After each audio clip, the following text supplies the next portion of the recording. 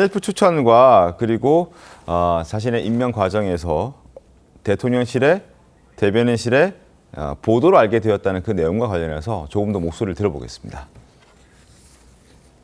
그 셀프 추천은 언제 하셨습니까? 셀프 추천은 6월 중순이었습니다. 예, 그럼 7월 말에 검증 서류 제출하라.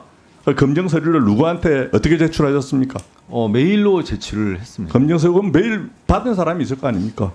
어, 인사비서관실입니까? 총무비서관실입니까? 인사비서관실이요. 인사비서관실입니까? 네.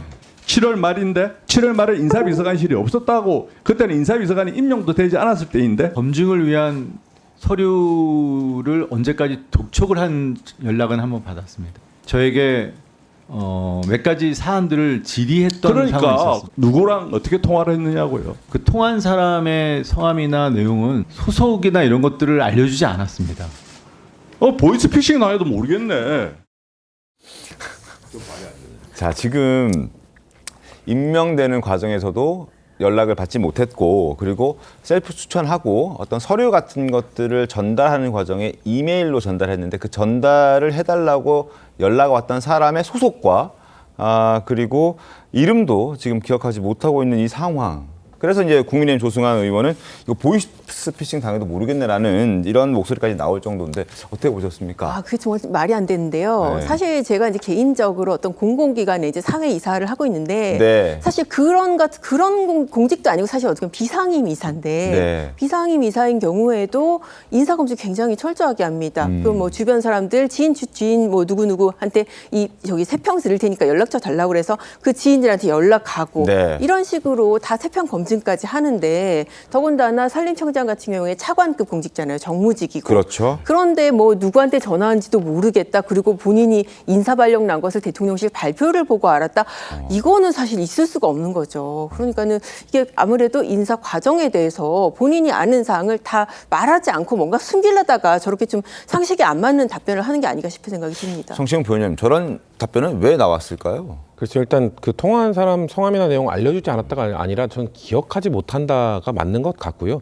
원래 이 대통령실에서 처음 연락 올 때는 이 휴대폰으로 연락 오는 게 아니라 이 대통령실 번호로 오기 때문에 낯선 번호로 옵니다. 그렇기 때문에 근데 이제 본인이 지금 아까 국감장에서 알려주지 않았다라고 그러니까 그거를 얘기를 본인이 했어요. 저는 네, 기억을 하기는. 잘못하고 네. 있는 거라고 생각합니다. 네. 알려주지 않았을 리는 없고요.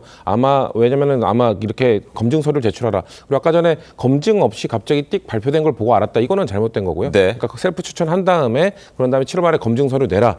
뭐 저도 대통령실 들어갈 때 검증 서류 수십 개를 냈는데 당연히 내도록 되어 있고요. 당연히 수십 개 내신 거고 메일로 제출했다 기록이 남아 있다는 겁니다. 그렇기 때문에 지금 저기서 내지 않은 거를 냈다고 거짓말할 수는 없는 거라고 보고요. 네. 아마 낼 때 그리고 전화를 했을 때 처음에 어디로 내십시오라고 할 때 뭐 이메일 주소나 이런 것들 알려줬을 것이거든요.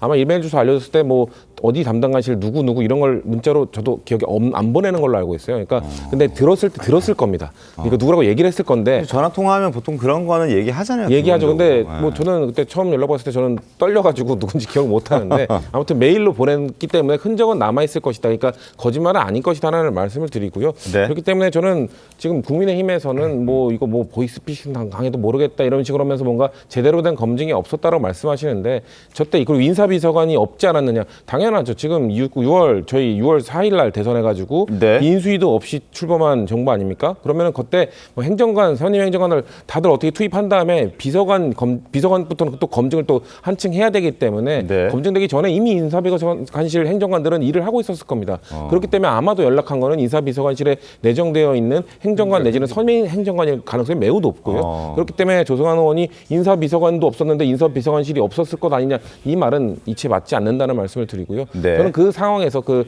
출범한 지 한 달 남짓한 상황에서 할 수 있는 시스템에 최대한 전 돌아갔을 거라고 생각합니다. 알겠습니다. 자, 그리고 김현지 실장과 통화를 언제 했느냐라는 질문도 나왔었는데 이게 사전 답변서와 다른 답변이 나왔다고 합니다. 사전에 이제 이러이러한 질문들을 할 테니 답변을 좀 보내달라는 어떤 서면 사전 답변서들이 있거든요. 그것과 현장에서의 목소리가 달랐던 겁니다. 목소리 들어보시죠.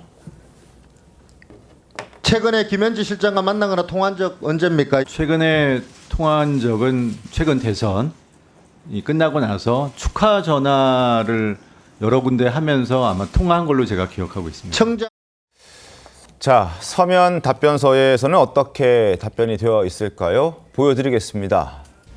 2024년부터 현재까지 김인호 청장이 김현지 제1부속실장과 통화 또는 만남은 가진 사실이 있느냐라고 물었을 때 해당 사항 없다라고 2025년 10월 12일에 답변서를 보냈습니다. 그런데 이제 어제는 대선 끝나고 축하 전화를 여러 곳에 하면서 통화한 것으로 기억한다라고 말을 한 것이죠. 최인호 의원님 어떻게 된 겁니까?